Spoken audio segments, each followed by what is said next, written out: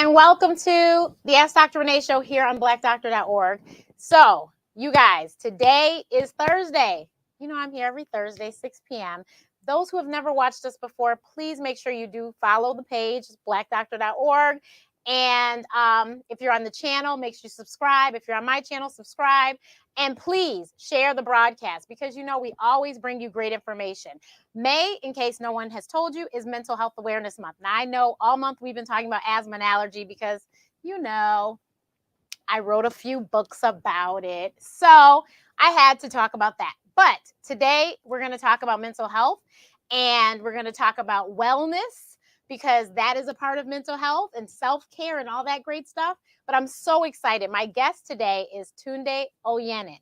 Tunde is one of my favorite Peloton instructors. And actually, I forgot to tell her, I think she was the first Peloton instructor I ever took in the Mastering of the Basics. So please, please, please, everyone, make sure that you share the broadcast because we are going to be giving away something.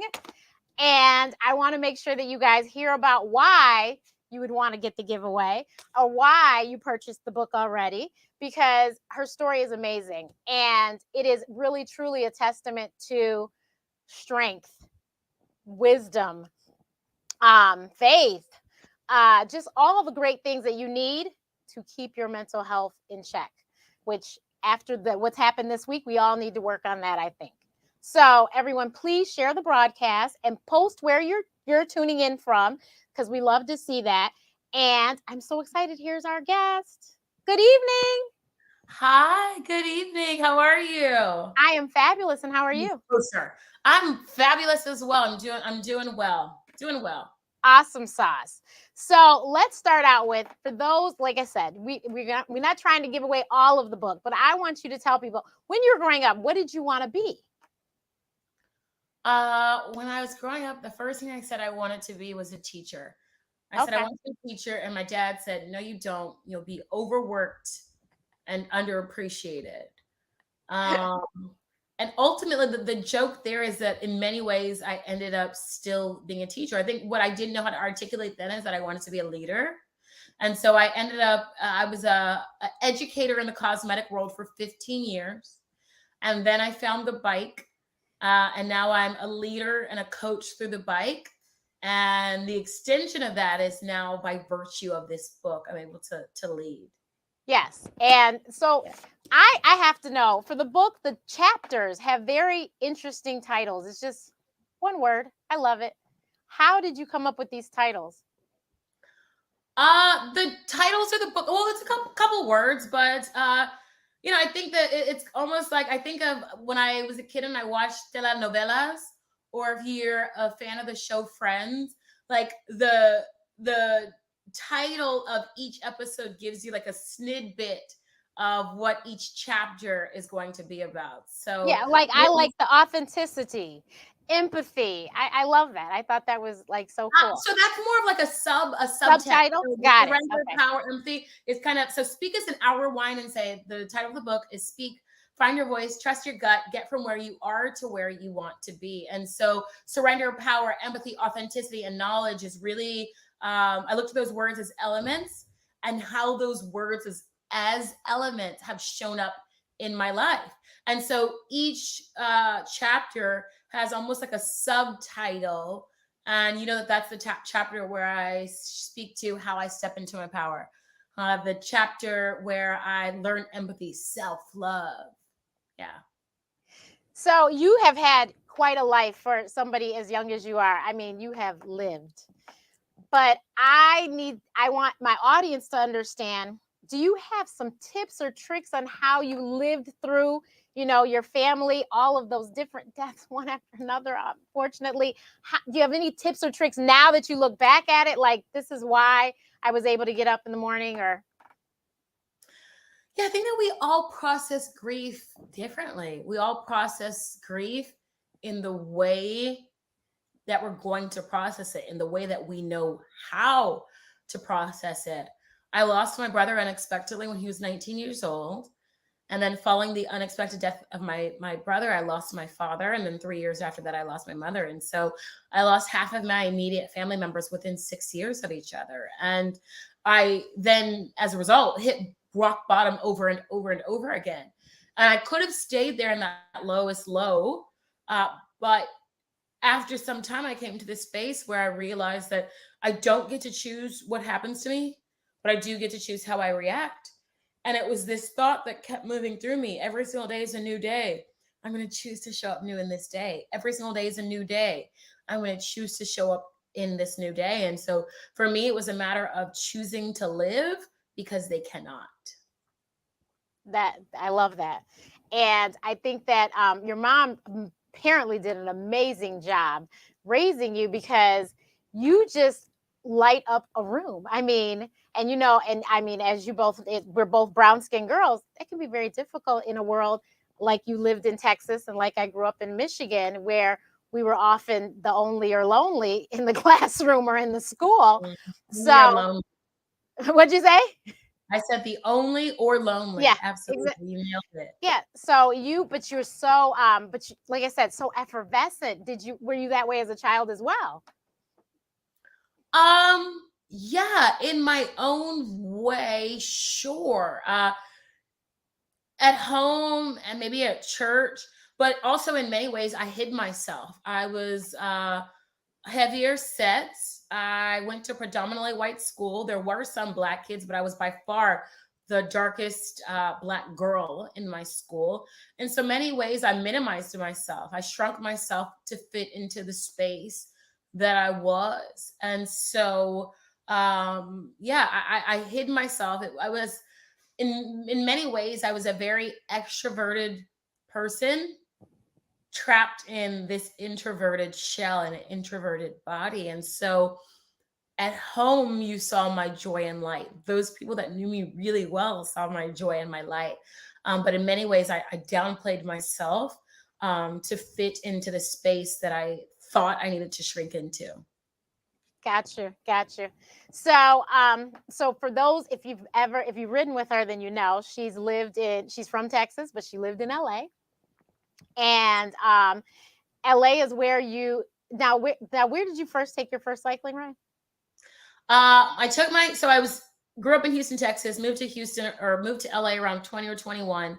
I took my first cycling class on a business trip while I was in New York City. New York, that's okay. Yeah, that's what I thought. So you literally grabbed the what is it? Grab it by the horns, and you like took over and was like, okay, I am going to get fit. But you didn't even say fit. You just wanted to just get smaller, right? Yeah, I think that my story started in one place and it's moved into a completely different Right. space. That's what I'm saying. Like, I started this journey because I wanted to lose weight, which I did. I lost 70 pounds. Ultimately, what's kept me in this forever journey is the want, my why, which is wanting to feel strong in my body. I enjoy moving. I love the confidence that it brings me. I feel so connected to my purpose when I'm moving. And so, what's so unique, I think, about my story is that I ultimately started this because I wanted to lose something. But the story for me has been so much more about what I've gained from it. yeah, that, and I've ridden a ride where you talked about that, and I was like, wow. I mean, literally. And then to read the book and hear about the blue light moment, I was like, that is pretty awesome. But I understand and can relate. You have to see things sometimes before they actually happen. And you saw it, had no idea it would be this, but you saw it. Right. Just for a little bit more context for those of you that are on the stream, I lived in LA and I was on this business trip, as we just mentioned. I was in this space where I hated my job. Literally woke up one day, looked at myself in the mirror, and admitted to myself that I hated my job, a job that I worked so hard for, a position that I'd worked so hard to be in. I had the audacity one day to say, this no longer serves me. And so I'm in this wild space of uncertainty and doubt. And during this business trip, I decided to try indoor cycling studio. I heard Kelly Ripa talking about it on TV all the time. I said, I'll go and see what this experience is like. By the time I buy my shoes, my water bottle, my towel, I'm $40 in, deep in my pocket, fully judging myself for spending $40 on a workout, actually debating asking the girl to give me my refund so I can walk out of that line. But instead, I decided to stay. 45 minutes later, I unclip from the bike. I'm walking back to my hotel room, feeling this state of euphoria move through me. Within a matter of 5 seconds, I felt this blue wave of energy move from my fingers to my toes. And within that 5 seconds, I laughed and I cried in the same breath. And it was like this vision came to me. I knew that I'd be cycling for the rest of my life. I knew that I'd be teaching it. And I knew that I'd be teaching it on the world's biggest platform, able to impact hundreds of thousands of millions of people. I, at the time, had no idea what Peloton even was. And still, I believed this vision to be true, this almost divine download of information. I received it and I believed it to be true. I would love to say that I then went back to LA and I, knew I was going to be successful and quit my job and all that. But no, imposter syndrome set in. I got back to LA and I said, I don't look like, sound like, move like, walk like, or talk like an instructor. Who would ever take me seriously? Who would hire me? And then it came to a point 8 months after that, allowing fear to steer. I said to myself, I'm no longer going to allow this fear to hold me hostage. I'm going to act and I'm going to move. And so I took all the necessary steps to become an instructor. I worked at a local mom and pop studio in LA. I randomly get this DM from this guy saying his name was Cody Rigsby, senior instructor at Peloton. Went out to New York, auditioned for the job, killed my audition.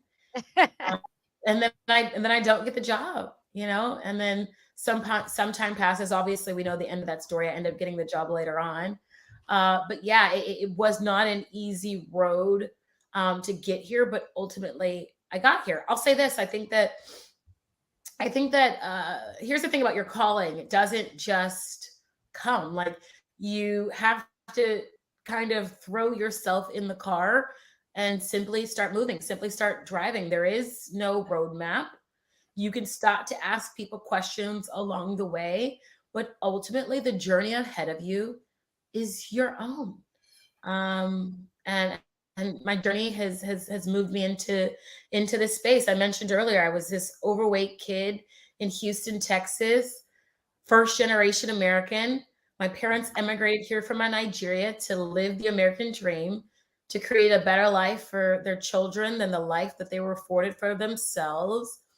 I tried out for every single sport as a kid, never made the cut. And here I sit today, not only a Peloton instructor and one of the faces of Revlon, but also a Nike athlete. And so I say that to say my story is so wild. And I say this all the time. I think, many people hear this. If I can do this, anybody can do this being what they want to Whatever do. it is. Yeah. Yeah, but it's the truth. If I can make this happen, then there's nothing off limits. The sky is even too close. To say the sky is the limit, that's selling yourself short. That's selling yourself short. Yes, I always say I say that often about the sky is not the limit. You got it. I say if I get to the clouds, then I've done pretty good. Yep. So why not keep going? But Yep. I, unlike you, I didn't try out for anybody's sports. I was like, and I just listened to your podcast, Fitness Flipped, with the Paralympian Scott Bassett. Yes.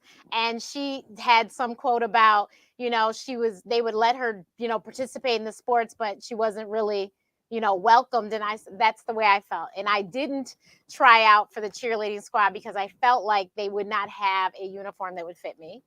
Mm-hmm. And so I completely relate to that. And now people look at me and they're like, there's no way. I was like, there is a way. Like that. Wow. And it blows me away. Today I did a 20-minute 90s ride, and I've been doing the same ride. So this is like 5 times I've done it. And I just keep getting higher and higher outputs. Wow. And so, I'm in a group of newbies, and they were like, people are always asking, and I'm sure you've heard this. Well, when will I finally be okay and I won't, be exhausted? Or when will I finally get this resistance? Or I compete against nobody. When I'm on the bike, it's just me and you. And that's why I was like, oh my God, I'm like half nervous only because I feel like you watch me as I'm like, well, I'm done today. And so, Well, let me set the record straight. We can't actually see I though. Like, know. if you really wanted to during a live class, can you see if you know somebody's leaderboard name? Can I see what that person's putting out? Sure, but baby, You between have time. sweating and knowing what song is next and what I gotta cue next and trying to look cute on camera, ain't nobody got time for that. Ain't nobody Right. got time to sit and see where somebody is. Like, nope, I'm not even looking at that part of the I'm of the impressed with the shout not outs. worrying about I'm it. impressed with the shout outs. Like, I was like, how It's do hard. they? Thank you for that. It's hard. It is very hard. I am so impressed. I am blown away. I've had 2 shout outs in my, I'll have 500 rides next week, and I've had a 100 shout out and I think 300. Emma and Kendall, and I was like blown away when it happened. I was like, oh my God, it happened. Like, Yeah. especially the 100, because, I was a new person to the thing and was like, I don't know. But so it blows me away that I can do that. Also, if you heard me say in the beginning, I have asthma. I have severe asthma. Thankfully, in the last few years, I have not had to take daily medication, but I grew up Wow, from congratulations. birth, with severe allergies and severe asthma and having to take breathing treatments and all this stuff. So for the fact that I can do what I can do blows me away every day. And I understand, you have a quote about movement, and you even said you like moving. It brings you happiness. Me too, because I know when I couldn't, and I'm so elated that I can.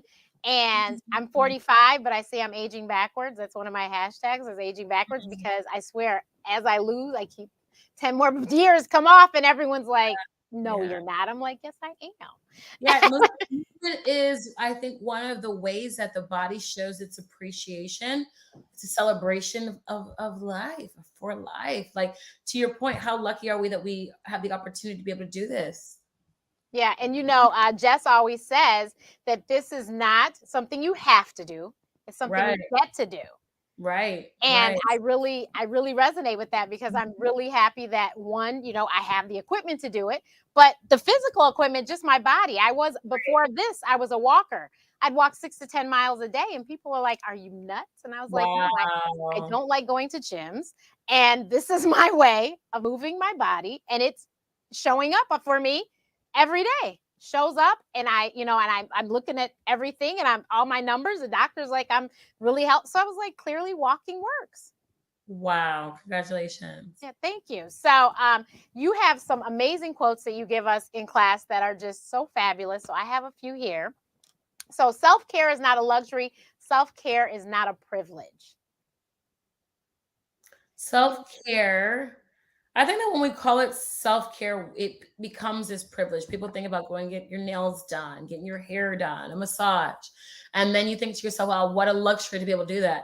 I think that when you remove the word self and you input soul and call it soul care, it becomes acts that you are doing for the good of your soul.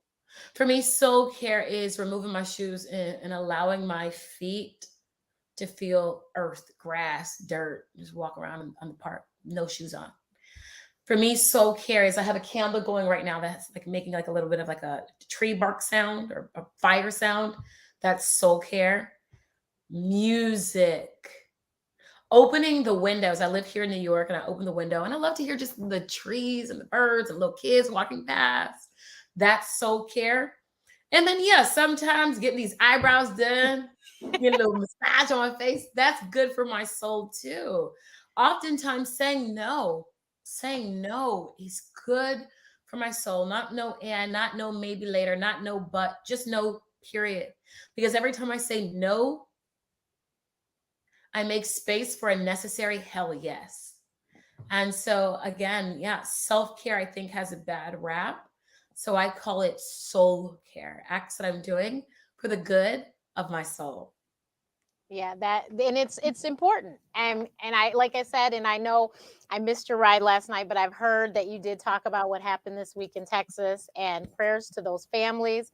I couldn't imagine and don't want to ever imagine. But I think that, people need to make sure in times like this, we're still in a pandemic. You need to make sure you take care of your soul, because I'm telling you, you don't take care of this, we only got one. So if you don't take care of this one being, what you gonna do? Yeah. You Yeah. got to take care of it. You have to. I think especially in times like this where, especially when it's such senseless acts of violence, things that could have been avoided Mm-hmm. happen. There's a heaviness that we all take on. I mean, I cannot imagine what those families are going through. Um, all the senseless acts of violence that have occurred over the last few weeks. I cannot imagine what those families are going through. And then to the so many who are watching what's happening, going on, and feeling the heaviness, the fear that's instilled in us. To those of you that are parents or aunties like myself or uncles, there's a heaviness. And I think that, in many ways, movement is medicine. It's not the cure. No. It's not the cure, but movement is medicine. To be able to sweat. And I think that when you sweat, not only is it stress relief, more so in this moment, I think it's also this moment where you allow yourself to really surrender. I call it like moving meditation, where you can allow now new thoughts to come in, actionable thoughts to come in. So we as a people can say, what part of change can I play? I'm just one person. And as one person in this sea of other people who has the opportunity to impact another one person, their thoughts, what can I do to help to create, to be a part of the change? Yeah. And you'd be amazed what you can do as one person. We know a lot of one persons that did a whole lot. Dr. Martin Luther King Jr. I mean, there's a whole bunch of people that one person just, and look at the change and look at the effect they had on the world for years to come. So, this is one that always gets me. The pain you feel today shows itself as strength tomorrow. That's right. And, I thought of that with those families, because, I mean, horrible pain, but unfortunately, they're going to be much stronger people. Those kids that were in the classroom, they're going to be amazing people. Because that, if they have, get therapy they need, they can become amazing people because they lived through that. And it, like I said, you shouldn't have to live through that, but if you do live through it, it can really, I think that quote really can be, it can be the truth. Right. The absolute truth. Now, you cut your hair and everybody was like, oh my goodness, Tunde had us crying, talking about, how do you feel? Like, I mean, like I said, I read the book, so I know that you talked about it, but do you feel like just so free now that you don't have to worry about it? You just probably do a little like this in the morning. I mean, it does require maintenance. And, I went blonde when I first cut. So let me fix my real quick. I went blonde when I first cut it. And I was like, this is too much work. Like, I cut this off so I didn't have to work. And so I stopped the blonde thing and went back to my natural color. But yeah, it's aside from just the obvious maintenance and the time that you give yourself back on a daily basis, I am so free. It is so awesome to not feel like I'm in hiding anymore. Yeah, I think that hair has what the beauty of hair, and especially as Black women, our ability to change up our hair all the time and be all these different people. It's so fun. And so I start there by saying, like, look, I'll probably wear a weave one day again. I'm sure I'll probably get my hair braided again. I miss braids, actually. And how cool that I still find myself beautiful just like this. I didn't know. I've worn a weave since first grade. Right. I've worn it. I talked about it in the book. The first grade, my ponytail fell off, and I was so embarrassed in front of all those white kids. and my teacher put it back on for me. And I've worn it, honestly, I've worn it ever since. And so, yeah, I didn't know who I was without it. There were times where I would take it down to let my hair breathe, but then maybe I slept on a wig. And I remember my ex-boyfriend, he would see me, like he was probably the only boyfriend that would see me with, in between when I took the hair out and didn't have anything on. And the way that he looked at me and the way that he expressed my beauty, it to the point where he thought I was more beautiful without it. Um, I didn't believe him then. I didn't believe him. It wasn't until I cut my hair off that I now feel like I look at myself in the mirror and I see myself, not just the cheekbone, the bone structure, not that, but I can actually see who I am. And it feels so good to be able to see it and say it, what he saw in me, to be able to see it and say it. Yeah, it feels good. I was so proud of myself. Something that I wanted to do for so long and I didn't, at the hand of other people, not knowing what other people think or say about me.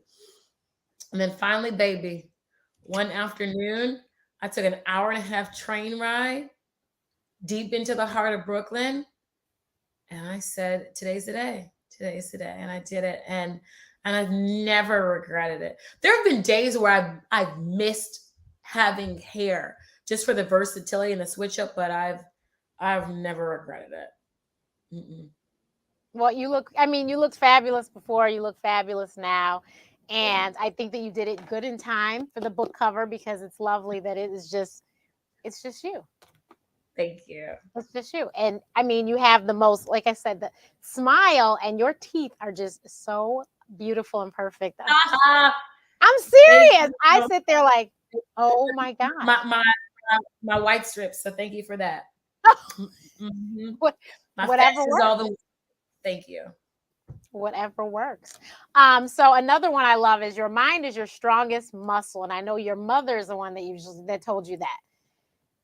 And it's so crazy because I tell everyone it's mind over matter. We're trying to, we're working with my dad, and I'm like, Dad, it's mind over matter. You can do this. You just have to get the mind right.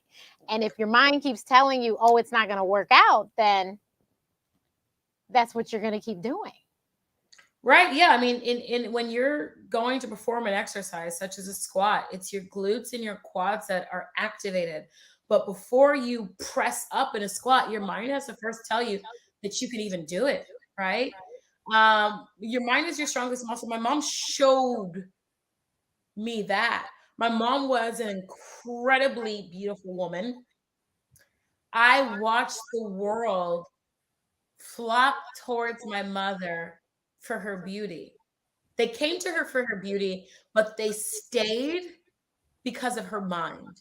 They stayed because of her words. It was a very valuable lesson that she showed me at a very young age. Your beauty may get them to turn or to pay attention, but in order to get them to stay, you better have something to say.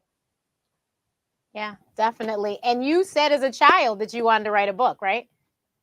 I said in the third grade that I wanted to write this book. Yes, I didn't even know the stories that I would tell because I haven't had lived the experiences yet. But yeah, I knew it in the third grade, and um, yeah, people keep asking me why this book and why now, why now, why now, why now. I think the last 2 years have been 2 years that have been filled with so much uncertainty and so much doubt for so many people. My life, my story is filled with so much uncertainty and so much doubt. And it's really truly a story of loss and grief and trauma, and then finding resilience, and then stepping into new joy and triumph. And so, my hope is that you pick up this book and you see little bits of yourself within my story, that we all have the same hope. And you then close the book and feel so compelled to go out and write out the next chapter of your life. I think that we're all so much more alike than we are different. People are different, yes, but we are much more alike than we are different. And when we are vulnerable enough to share our stories, the real stories, then we see that. Then we see that we are a lot more alike than we give credits to for. I mean, it blows me away that you're able to talk as much as you do during class and what you've shared a little, because I've taken so many, putting all the pieces together. But the book was like pulling it all together and hearing some of the stories that, like driving while black. That story was that has happened to me one time, but thankfully it did not turn out the way yours did, because I don't know that I'd have survived that. But Mm, but yeah, mm. that was amazing. And then just you included us in your love life even because there's lessons that we can learn from her story. And I mean, and she was kind enough to be vulnerable enough to include that in the book. So I really appreciate that, and I think that whoever gets a chance to get a hold of these books that we're about to give away, I think that they will grab something from it too. And it's not just for women, fellas. Her No, story can help men too. I wrote this story or wrote this book with my niece in mind. I wrote this book with my nephew in mind. I really do feel like this book is for whatever you are going through while you are going through it. There have been so many women that have reached out to me and said, I gifted this book to my hairstylist or to my girlfriend, or I was reading this book at the coffee shop and I handed it to the barista. And so I really do think that this book is for everyone. And in many ways, I feel like this is the sisterhood of the traveling book. Like, you read this book and then you think about someone else in your life who is going through something similar within the stories that I tell, and then you gift this book to them. That was really the vision. And everyone, please, the book is available everywhere where you can buy a book. Of course, our lovely friend Amazon has it, and so you can get it there, and then you could have it sent to somebody. But the giveaway, I need you guys to put the hashtag speak. Hashtag speak. That is the hashtag. And if you would like to enter the giveaway for the book, hashtag speak. I'll even throw it up Now here. we're Oprah. We're giving away books. I love it. Yes. I'm gonna put it up on the screen. Here we go. Not that you should know how to spell speak, but that is the name of the book. I keep holding it up. Hashtag speak. Put it up there, and we'll see who wins the book. But yeah, definitely. I have one other quote here. I will push you, but I will never let you fall. Yeah, I say that a lot of times in my beginner eyes. I will always push you because I'm a challenging instructor. Let me not lie to anybody. I will always push you. That's literally um, what I'm paid for. That's the job. But I will never, ever, ever let you fall. So let go, surrender to it, trust that I got you, and more importantly, trust that you got you. I think that there's this rush of energy that you feel when you unclip from a Tunde ride, meaning that it is so damn hard and there's a reward. I hope that there is a reward that you feel after accomplishing it, like this victory that you feel. I will always push you, but I will never, ever, ever let you fall. So I do arms and light weights right after so I do the ride, then I do arms and light weights. And I love how you finish like this. I always do it. I just like, oh, okay, we're done. Thank Get you, it. Jesus. Because I'm dying by then. But You and me both, sis. You and me both. and I mean, so a lot of people, they're like, oh, the instructor doesn't sweat. Tunde sweats. I He is working just as hard as us. some might be going up my pores. I sweat a lot. I sweat. So are you going to write another book? Because I know now you are a New York Times bestseller. Thank you. You know what? Sure. One day, I'm sure. I am so on this wave of just being inside the current moment. People are like, what's next week? What are you gonna?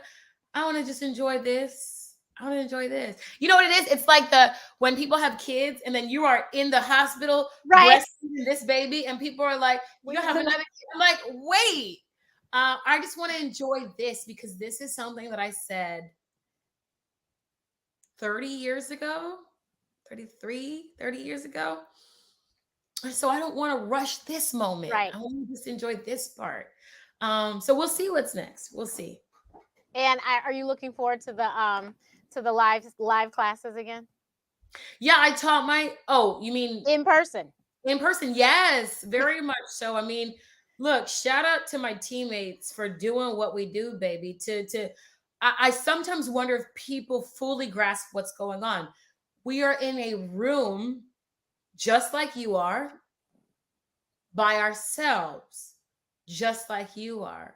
And then the amount, have you ever taken an Alex Toussaint class? The Yes. energy that that black man has, like, and it's curated on his own. Robin, that energy, it's curated on her own. So I say that to say, yeah, like I can't imagine. They might have to have people sign waivers for the amount of energy that's going to come from the instructor when they enter that room. So yeah, I'm very, very much excited for it. We very much conditioned ourselves to be able to create our own energy. So to be able to feed off of other people's energy again, I can't even imagine how explosive the room will feel. Now, how many months before the world shut down were you working there? I was live, so meaning I was public facing for about, I think, 8 months or so. Okay. I launched publicly in September, and then the world shut down March. into March. So I'm bad at math. Y'all know that because you take my Yeah. class and I can't count. Yeah. So some about 8 or 9 months. Wow. So yeah, it'll be very wonderful to be back in, and it'll be quite an experience, I'm sure. I don't know how you all sit there and talk to yourselves because I do pay attention. I'm just like, they're like talking to themselves. I mean, at this point, it's been 2.5 years now, Right. and so we've become familiar with. You can still feel the energy through Yeah. that light. You can feel, because there's classes that we do that are called Coach to Camera, where it's not live at all, and those classes, even though both classes there's nobody in, they feel different. They feel different for us. Yeah. Gotcha. And the podcast, I know season 1 was a lovely success. It was fabulous. So we look forward to a second season, hopefully a Fitness Flipped.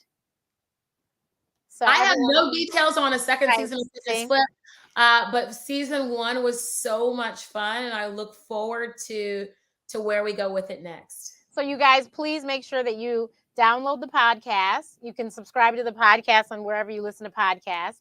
And Fitness Flipped is what it's called. The other really cool thing about the podcast is you can go into your Peloton app and you can go to collections and hit Fitness Flip, and you could take a walk or a jog or something. So Walk or jog or something, or a listen. Listen, or just listen. Yeah. So so definitely do that. You guys, there's a lot of people here, but only 2 people have put #speak, but that's fine because those 2 people are going to get a book in a minute. Oh, you're Oprah Winfrey. Y'all better put your speak. I'm I looking know. at put your speaks in. Hey Stephanie. Hey Phyllis. Hey Dr. Melva. Hey Yeah. Agnes. So yeah, you guys could get your book, but like I said, there's only 2 people, so they're going to get a book. Okay, well, I'm not waiting for them any longer. Phyllis, hold on, I'm going to show you guys because I forgot to hit share screen.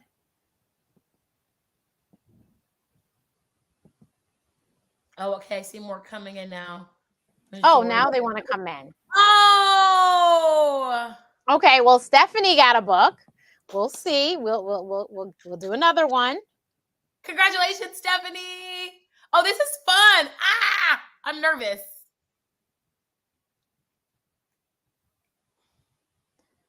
Dr. Melva got a book. Yay! Okay, we got one more. This is exciting. Great job. You have not because you asked not. You all didn't put your stuff in. Sorry.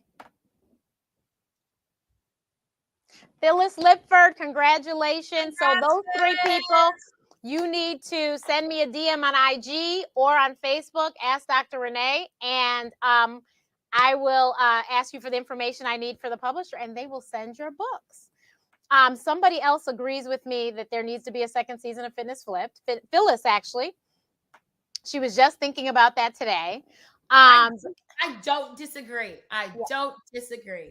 But yeah, I know we're going to see more of you because you are an amazing light, and you are a teacher. You are quite the educator, and we need education. I think a TED Talk is in your future. And you can say you heard it here.